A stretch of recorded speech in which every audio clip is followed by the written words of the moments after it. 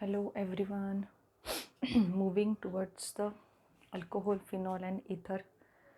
Last जो भी part है उसकी तरफ हम लोग वहाँ पे जा रहे हैं.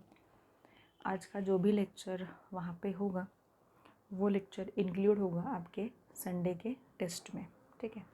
सो कहा था मैंने कि फ्राइडे तक जितने लेक्चर है फ्राइडे का लेक्चर इंक्लूड करके आपके सिलेबस में वहाँ पे होगा संडे के टेस्ट के लिए. और ये भी है कि वहाँ पे मैंने बहुत क्लियरली मेंशन किया है कि ये जो संडे का अभी टेस्ट होगा वो टेस्ट में सिर्फ अल्कोहल, फिनॉल एंड ईथर जो है वही हम वहाँ पे लेने वाले हैं. हेलोजन डेरिवेटिव्स नहीं है या उसके पहले जो जनरल ऑर्गेनिक केमिस्ट्री के टॉपिक्स मैंने पढ़ाए थे वो भी इंक्लूड नहीं किए हैं. So be prepared for alcohol, phenol and ether. काफ़ी सिंपल टॉपिक है. हो सकता है आज कंप्लीट हो भी जाए हमारा ईथर का टॉपिक, या हो सकता है कि थोड़ा सा टॉपिक बाकी भी रहे आगे के लेक्चर में, बट मोस्ट प्रोबेबली आगे के लेक्चर में अल्कोहल, फिनॉल एंड ईथर हमारा कंप्लीट हो जाएगा. सो let us get started. Preparation of ether. Alcohol, phenol and ether में ईथर के इसमें है हम लोग. अल्कोहल और फिनॉल को हमने साथ में पढ़ा था. प्रिपरेशन मेथड्स उनके हुए थे. फिज़िकल प्रॉपर्टीज़ पर डिस्कशन हुआ था. Reactions given by alcohol and phenol वो भी हमारा कंप्लीट हुआ था. रादर उसी पर्टिकुलर नोट पे प्रीवियस वाला लेक्चर हमने वहाँ पे लिया है. फिनॉल के जो भी रिएक्शंस होते हैं जैसे नाइट्रेशन है, सल्फोरेशन, उसके बाद हेलोजिनेशन रिएक्शन है. उसके बाद अगर आप देखो तो फिनॉल जो होता है उसका रिडक्शन हो रहा है, ऑक्सीडेशन हो रहा है. ठीक है. ये सभी रिएक्शंस हमने देखे हैं फिनॉल में which are very very important. काफ़ी इम्पॉर्टेंट से रिएक्शन है इसलिए क्योंकि वहाँ पे बेसिकली MCQs में वगैरह फिनॉल के जो रिएक्शंस हैं ना उस पर क्वेश्चंस पूछे जाते हैं. और काफ़ी सिंपल रिएक्शन है. ऐसा भी कुछ नहीं कि बहुत याद रखना है आपको या बहुत मुश्किल हो रही है आपको वहाँ पे, ऐसा कुछ भी नहीं है. So let's start with the ether. Ether का हमने टॉपिक पढ़ा है. ईथर जो है वो ईथर का जो भी पर्टिकुलर IUPAC नोमेनक्लेचर है वो मैंने आपको पढ़ा दिया था. IUPAC नोमेनक्लेचर तो काफ़ी सिंपल रहा है. वैसे ही ईथर का टॉपिक भी काफ़ी सिंपल है. प्रिपरेशन मेथड्स तो लगभग 2 से 3 प्रिपरेशन मेथड्स आपको दिए हैं. फिज़िकल प्रॉपर्टीज़ पढ़नी है and reactions given by ether. ठीक है. बहुत छोटा सा टॉपिक है बट वो अलग पढ़ना ज़रूरी था बिकॉज फिनॉल और अल्कोहल में OH ग्रुप का प्रेजेंस था, ईथर में OH ग्रुप का प्रेजेंस नहीं है. So it affects largely on physical properties and affects largely on reactions given by ether basically. इसलिए हम वो ईथर का टॉपिक अलग पढ़ रहे हैं. और यही तरीका होता है कि अल्कोहल, फिनॉल और बाद में लास्ट में ईथर को पढ़ा जाता है. सो हम डायरेक्टली अब स्टार्ट करेंगे प्रिपरेशन मेथड ऑफ ईथर. अब यहाँ पे देखो प्रिपरेशन मेथड ऑफ ईथर में फर्स्ट प्रिपरेशन मेथड है डिहाइड्रेशन ऑफ अल्कोहल. अल्कोहल का डिहाइड्रेशन वहाँ पे हो रहा है. मतलब अल्कोहल का जो भी मॉलिक्यूल है वहाँ से एक वाटर मॉलिक्यूल वहाँ से निकल जाएगा. इस तरीके से डिहाइड्रेशन मतलब वाटर मॉलिक्यूल वहाँ से निकल जा रहा है. बहुत ही सिंपल है. मतलब ये जो रिएक्शन है basically dehydration of alcohol, it depends totally on your temperature. ठीक है. अब डिहाइड्रेशन ऑफ अल्कोहल जो है वो डिहाइड्रेशन ऑफ अल्कोहल आपको 2 प्रोडक्ट्स दे सकते हैं बेस्ड ऑन टेम्परेचर.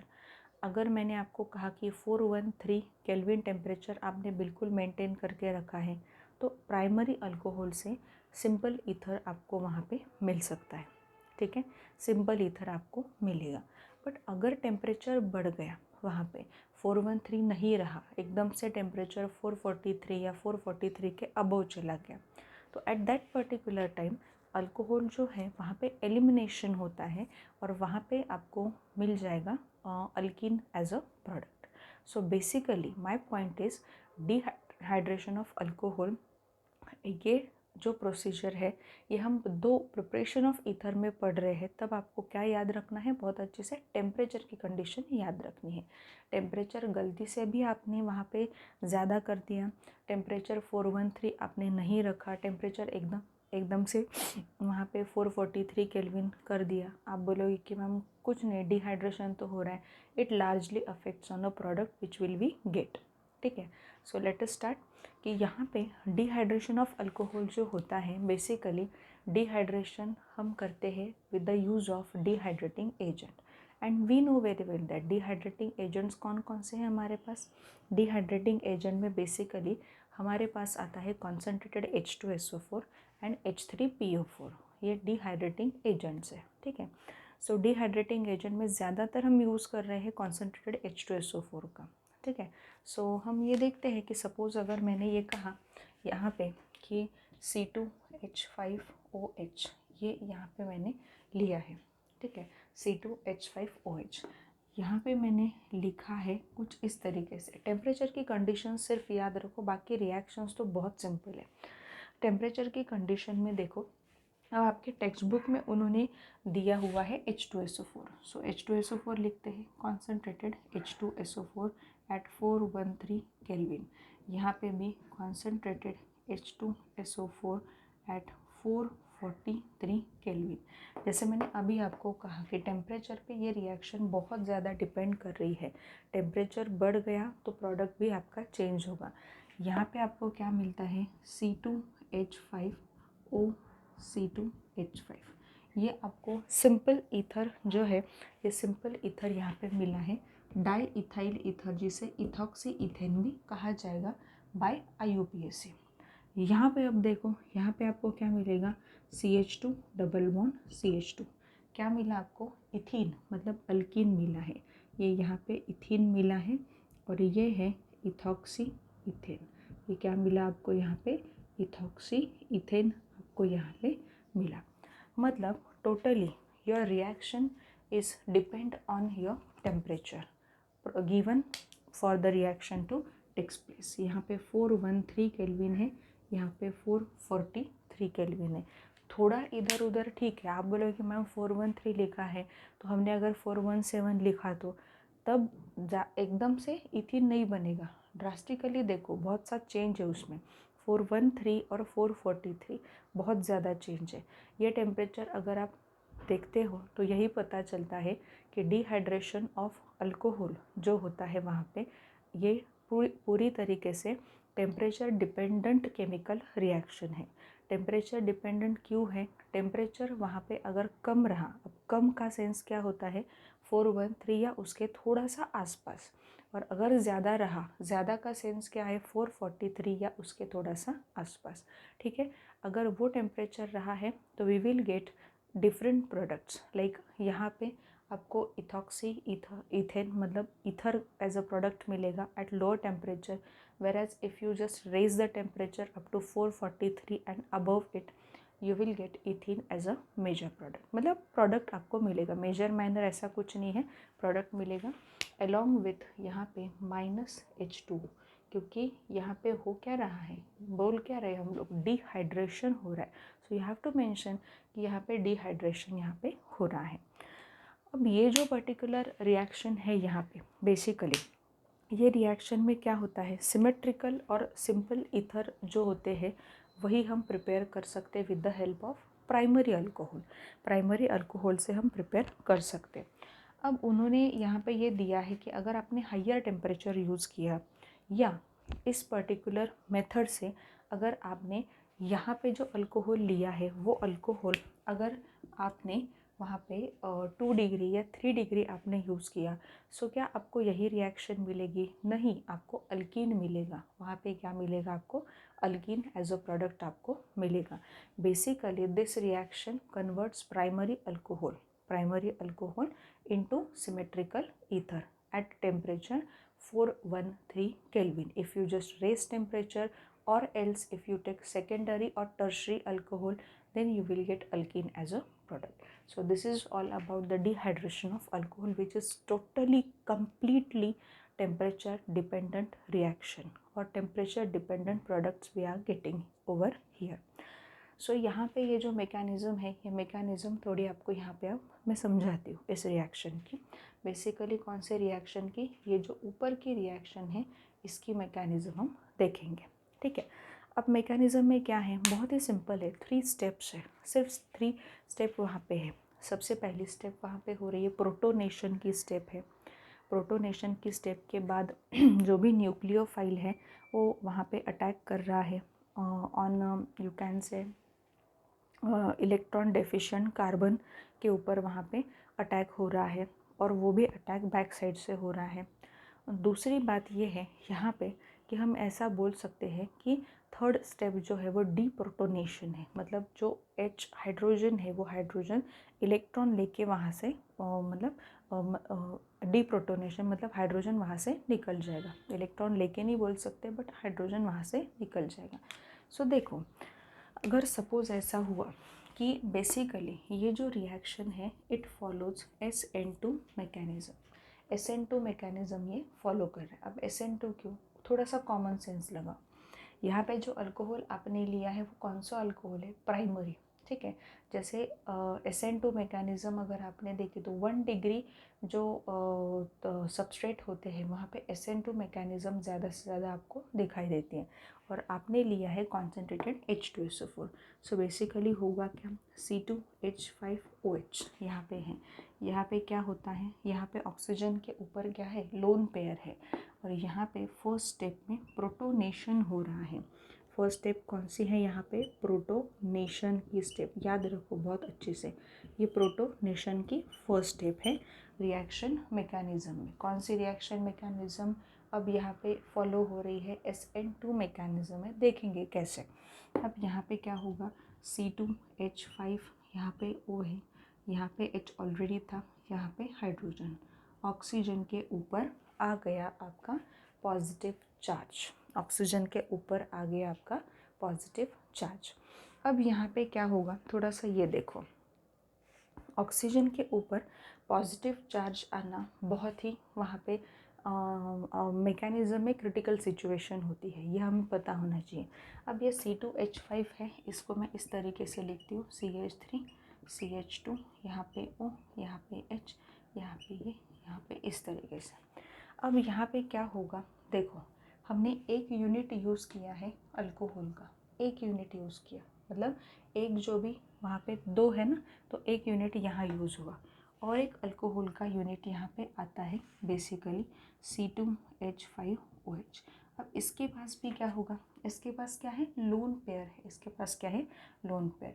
तो यहाँ पे अगर हम देखें तो ये पर्टिकुलर जो ये है ये इस तरीके से, और ये आएगा इस कार्बन को वहाँ पे बैक साइड से अटैक करेगा। अब आप बोलोगे ऐसा क्यों हुआ, ये पॉजिटिव चार्ज है, ये पॉजिटिव को यहाँ पे करने के लिए ऑक्सीजन क्या कर रहे हैं, यहाँ के इलेक्ट्रॉन लेके -H2 के फॉर्म में चला जाएगा, ठीक है। सो यहाँ क्या होगा, यहाँ पॉजिटिव चार्ज आएगा कार्बन पे, तो यहाँ देखो CH3, यहाँ पे CH2, यहाँ पे H, ठीक है। सो ये इस तरीके से यहाँ पे आपको मिला है, और एक C2H5 यहाँ पे अटैच होगा, ठीक है। अब यहाँ फिर से क्या आ गया, ऑक्सीजन के ऊपर क्या आ गया, पॉजिटिव चार्ज। अब यहाँ पे क्या है, यहाँ पे कुछ भी नहीं है, ये इलेक्ट्रॉन यहाँ शिफ्ट हो जाएंगे और ये हाइड्रोजन निकल जाएगा। ये थर्ड वाली स्टेप है, ठीक है। ये थी यहाँ पे सेकेंड वाली step, attack of this nucleophile on this carbon, ठीक है। अब यहाँ पे डी प्रोटोनेशन, यहाँ पे क्या हुआ, डी प्रोटोनेशन। अब डी प्रोटोनेशन किसका हुआ है, CH3 CH2, यहाँ पे O, यहाँ पे H, यहाँ पे C2H5 पॉजिटिव, ठीक है। अब यहाँ पे -H+, ठीक है, और हुआ आपका CH3 CH2O C2H5 मिल गया। यही जो प्रोडक्ट है, ये प्रोडक्ट आपको यहाँ पे मिला।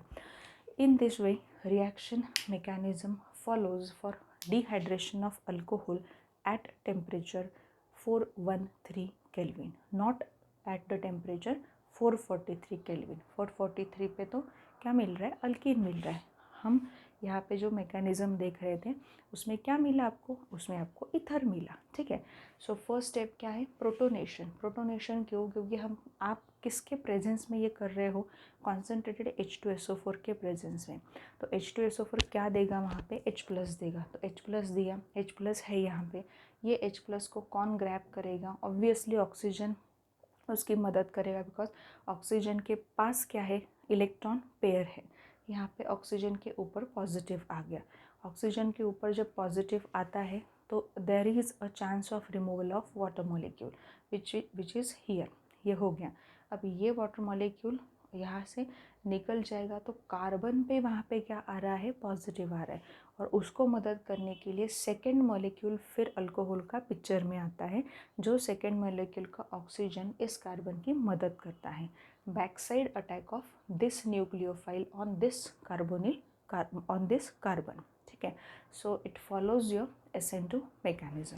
सो इस तरीके से ये मैकेनिज्म हमने यहाँ पे दी है, और इस तरीके से फर्स्ट प्रिपरेशन मेथड जो है ईथर की वो हमने कंप्लीट कर दी। So first preparation method simple थी, बहुत ही सिंपल थी। अब नेक्स्ट प्रिपरेशन मेथड में हम लोग जाएंगे विलियमसन सिंथेसिस में। विलियमसन सिंथेसिस बहुत ही खास मेथड है।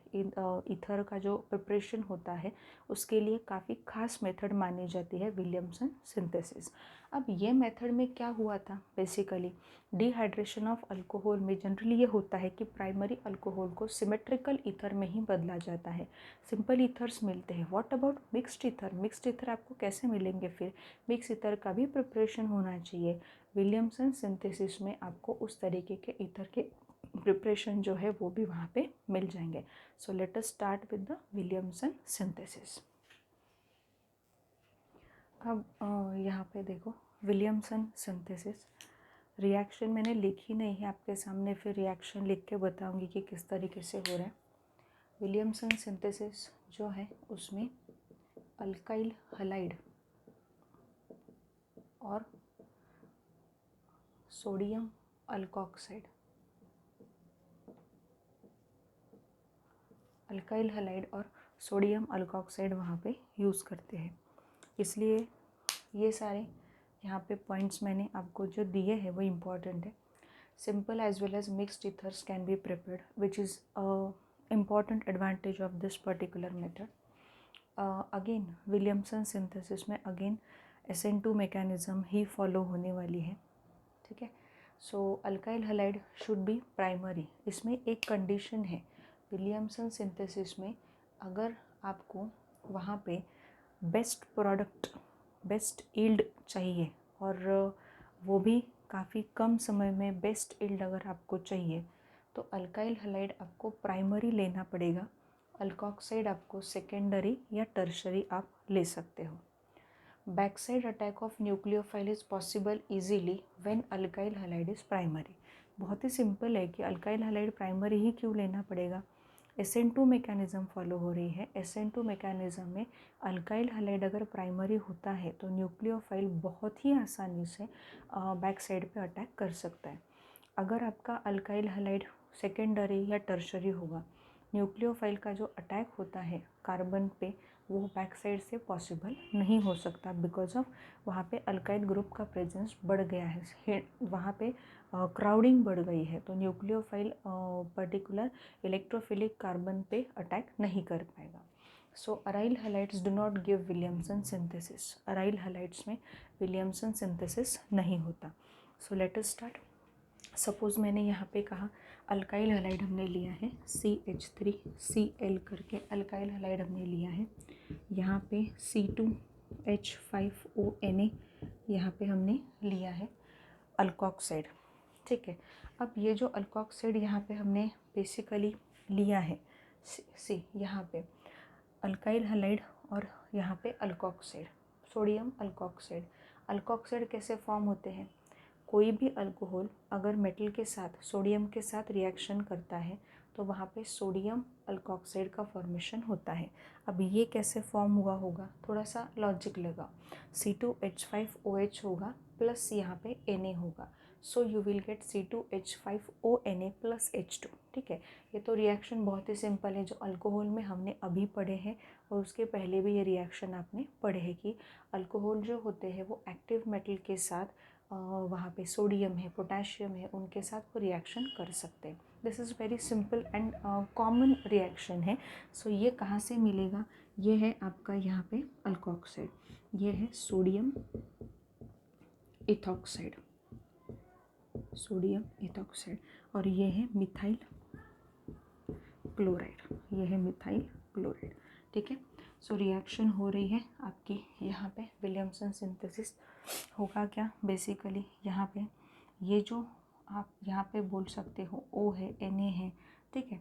सो O और Na यहाँ पे जो भी होगा तो इस तरीके से यहाँ आप थोड़ा सा ध्यान दो। थोड़ा यहाँ पे इस अल्काइल हैलाइड में मैं QSN2 बोल रही हूँ, CH3Cl है, ठीक है। तो यहाँ पे बॉन्ड कार्बन और क्लोरीन के बीच में टूटेगा।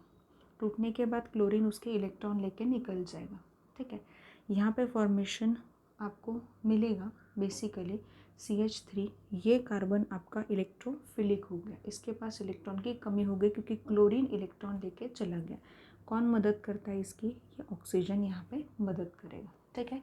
सो इस तरीके से अगर आप देखो कि ये ऑक्सीजन इस कार्बन की यहाँ पे मदद करेगा, क्लोरीन यहाँ से निकल जाता है Na के साथ, मतलब यहाँ पे प्लस NaCl सबसे पहले हम लोग लिखेंगे। और दूसरी बात यहाँ पे ये है, आप कैसे भी लिखो CH3O C2H5 लिखो या C2H5O CH3 लिखो, ईथर का जो नॉमेनक्लेचर है वो तो मैंने पढ़ा दिया है आपको, तो इसका नाम बेसिकली क्या होगा ये आपको पता होना चाहिए। अब इसके नाम से अगर हम देखें तो यहाँ पे इथाइल मिथाइल ईथर है, बट प्रॉपरली अगर इसका नाम आपको देना है IUPAC से तो पेरेंट चेन कौन सी होती है कि जहाँ पे कार्बन ज़्यादा है, यहाँ पे कार्बन ज़्यादा है। अनसिमेट्रिकल ईथर की मैंने पढ़ाई थी आपको IUPAC नॉमेनक्लेचर, तब की मैं बात कर रही हूँ। ये यहाँ पे ईथेन है, मतलब ये मिथॉक्सी ईथेन, इसका नाम क्या होगा? Methoxy ethane. आप कैसे भी लिखो तो नाम तो वही देने वाले हो IUPAC से।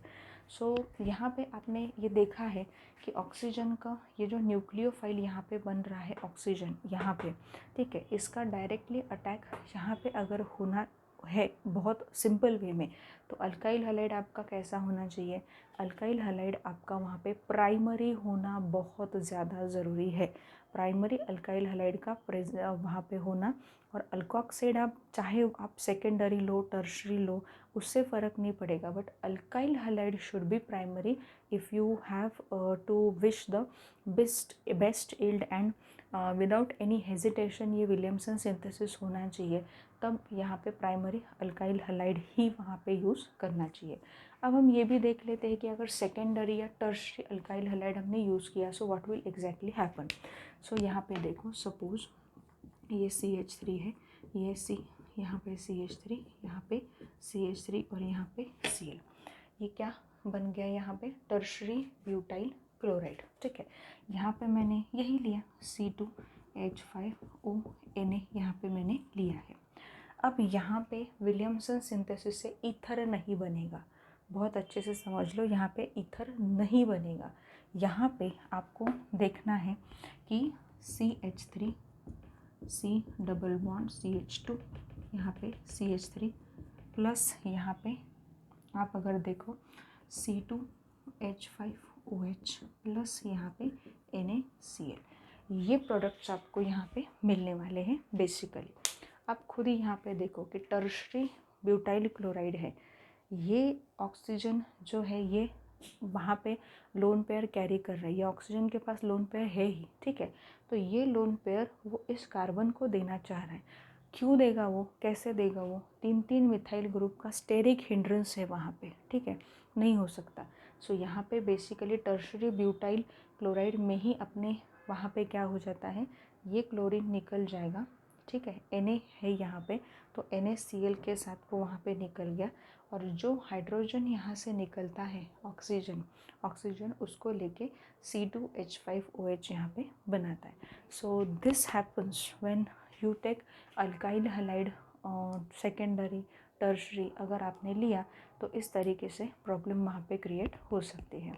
मतलब बेसिकली ये इम्पॉर्टेंट पॉइंट यहाँ पे आपको ध्यान रखना है कि विलियमसन सिंथेसिस में you have to take primary alkyl halide always, and alkoxide sodium alkoxides जो है वो आप सेकेंडरी लो वो आप टर्शरी लो, डिपेंड करता है कि आपको वो सेकेंडरी लेना है या टर्शरी लेना है, but alkyl halide should be primary, because तभी ये हो सकता है कि न्यूक्लियोफाइल मतलब जो ऑक्सीजन है अल्कोक्साइड में वो अटैक कर पाएगा कार्बन पे। कौन से कार्बन पे? अल्काइल हैलाइड के कार्बन पे, ठीक है।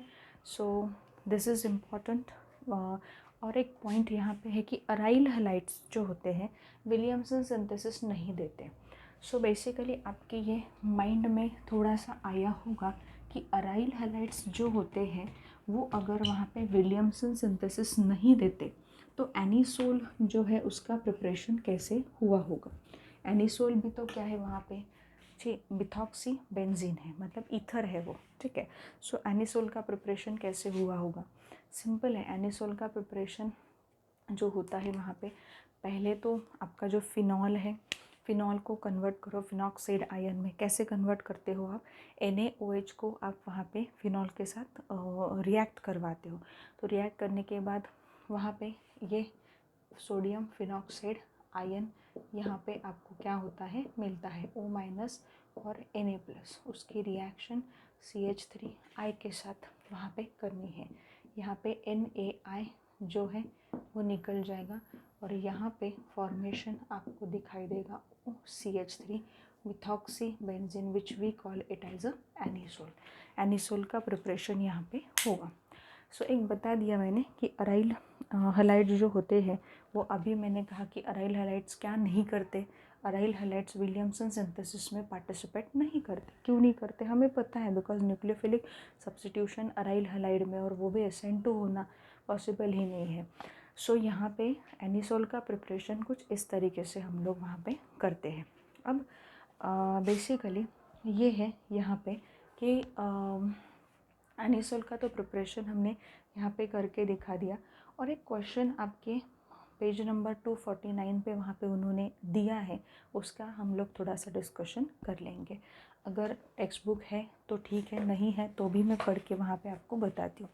क्वेश्चन उन्होंने दिया है कि इथाइल आइसोप्रोपाइल ईथर